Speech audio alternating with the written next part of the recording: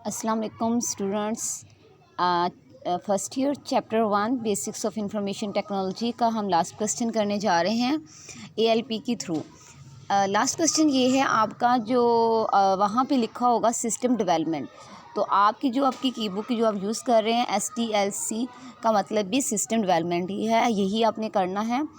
What is SDLC यानी कि SDLC stand for क्या है? SDLC stand for system development life cycle. ये भी MCQs आ सकता है कि SDLC stand for system development life cycle.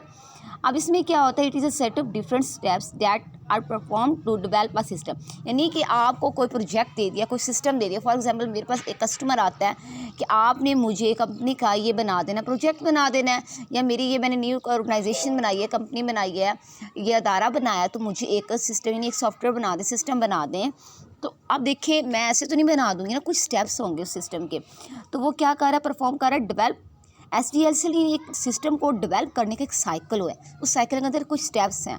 कितने स्टेप्स हैं? 7 स्टेप्स हैं, जो क्या बनाते हैं आपको, जो आप बना रहे हैं सक्सेसफुल यानी आपका सिस्टम बेस्ट बने, उसको बनाने के लिए कुछ स्टेप्स को हमें फॉलो करना पड़ेगा, देखना पड़ेगा। अच्छा, पहला स्टेप देखें इसके अंदर, और डायग्राम से आप इजीली देख सकते हैं कि पहला स्टेप क्या है, सेकंड, थर्ड, वो किस तरह स्टेप वाइज हमने चलना होता है तो हमारा सिस्टम बन पाता है। पहला है प्रिलिमिनरी इन्वेस्टिगेशन, यानी कि आप इन्वेस्टिगेशन तहकीक करना, प्रिलिमिनरी इब्तदाई। आप देखिए, कोई भी सिस्टम बनाने जा रहे हैं, कोई भी मुझे कस्टमर आया कि आप मुझे ये सिस्टम बना दें मेरी कंपनी का या मेरे इदारे का, तो पहले उसकी मैं इब्तदाई स्टेज देखूंगी। पहला स्टेप मेरा ये होगा, यानी प्रिलिमिनरी इब्तदाई इन्वेस्टिगेशन, तहकीक करूँगी कि जो मैं बनाने जा रही हूँ वो क्या है। मेरा पहला फेस यही होगा, फेस मरला कहते हैं किसी मरला।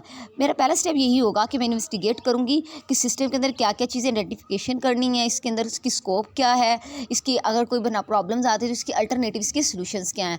पहला स्टेप मेरा ये होगा। आगे मज़ीद देखिए, इसमें फिजिबिलिटी यानी कारआमद, इसकी स्टडी होगी, और इसका तमाम प्रिलिमिनरी प्लान यानी इब्तदाई प्लान किया जाएगा कि सिस्टम को मैं बनाने जा रही हूँ, तो उसका पहले स्टेप में मैं प्लानिंग करूँगी।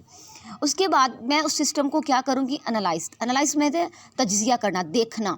अब मैं जो सिस्टम बना रही हूँ मैं उसकी डिटेल स्टडी करूँगी, उसको फाइंड आउट करूँगी कि मैंने कैसे इसको इम्प्रूव करना है, बेहतर करना है, बेस्ट करना है। इसमें मैं इसकी ज़रूरियात देखूंगी कि इसको डाटा कौन कौन सा चाहिए इस सिस्टम को। अब देखें, बिना किसी डाटा के या कुछ ना हो तो क्या सिस्टम बन पाता है? नहीं ना।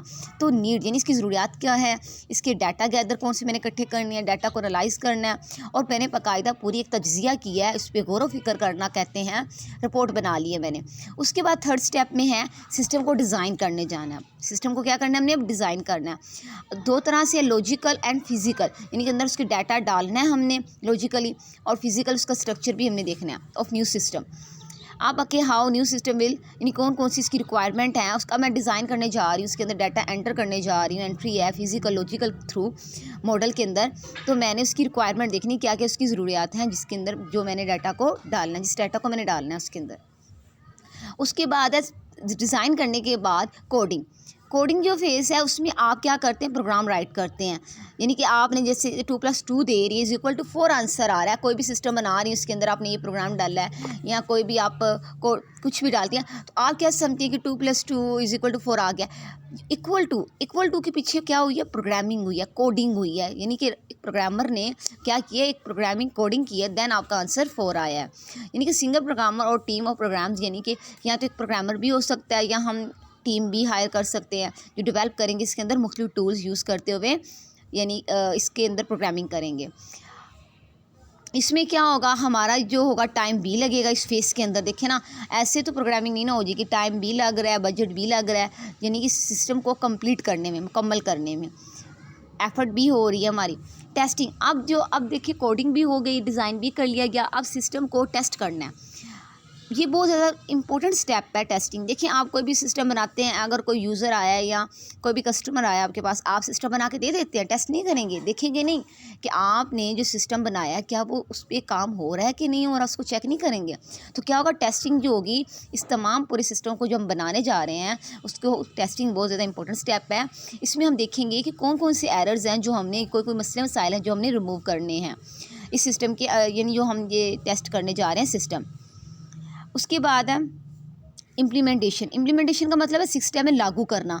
अब है कि इसमें हमने क्या करना है, इंस्टॉल करने हैं हार्डवेयर, सॉफ्टवेयर, फाइल्स लागू, यानी कि चीज़ें डाल रहे हैं हम इसके अंदर, जो जो हमने हार्डवेयर यूज़ किया है, सॉफ्टवेयर सिस्टम के अंदर किया, फाइल्स की हैं, और उसके बाद हम इसके बाद क्या करेंगे, implemented after it has been tested, test करने के बाद इस पर लागू होगा।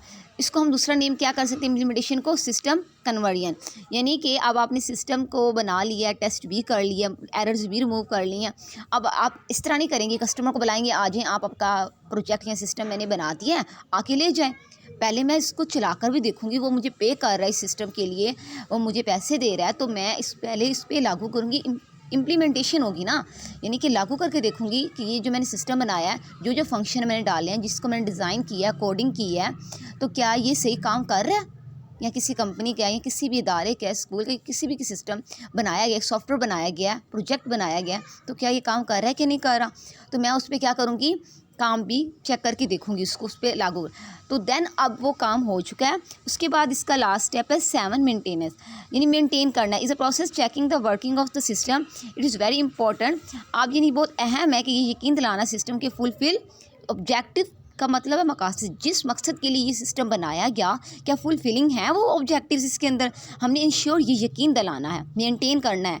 सम मेजर्स में be taken improve the system, यानी कि हमने इसमें तमाम मेंटेनेंस देखनी है इसकी, कि जो सिस्टम बन चुका है, लागू भी हो चुका है, वो मेंटेन है कि नहीं।